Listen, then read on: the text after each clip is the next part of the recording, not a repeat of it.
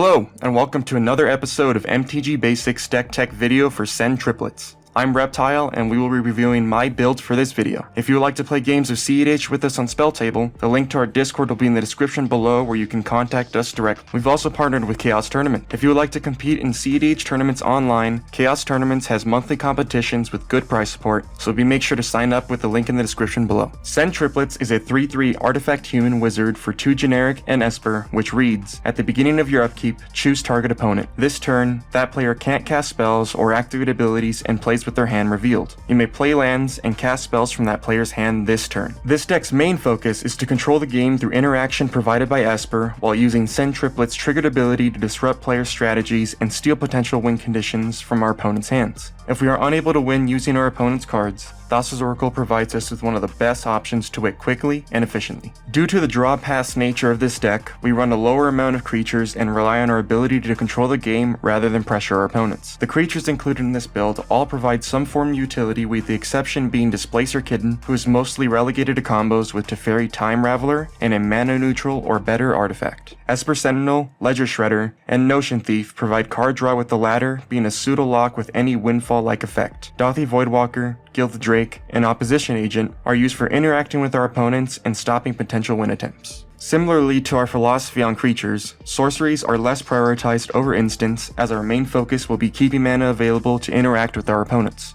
Commander staples include Demonic Tutor, Imperial Seal, and Yawgmoth's Will for their extreme versatility, while Meme Betrayal and Praetor's Grasp provide us with even more access to our opponent's cards. Toxic Deluge is a flexible piece of creature removal, and is great for clearing the board of creatures we could not interact with on the stack. Instants are our primary method of progressing our game plan forward and act as our best ways to answer threats. Counterspells comprise a majority of our list, with most being able to be cast for 2 or less mana. Due to our higher average number of counterspells, we are free to utilize these to not only stop win attempts from our opponents, but to stifle any progression made in the game. Swords to Plowshare and Path to Exile allow the deck to exile creatures at instant speed, while our 1-mana tutors give us access to nearly everything in our deck. Ad Nauseam is great in this build, as the average CMC of our deck rounds out to be about 1.2. Artifacts are very streamlined in this build, as all but the One Ring provides some sort of mana acceleration. Stack space artifacts such as Cursed Totem and Grafdigger's Cage are not included in this build due to variance in games caused by our commander. Stack spaces limit our opponents greatly, but hinder our ability to play cards from our opponents, as these are symmetrical effects. Enchantments are limited to card or mana acceleration in Mystic Remora, Rhystic Study,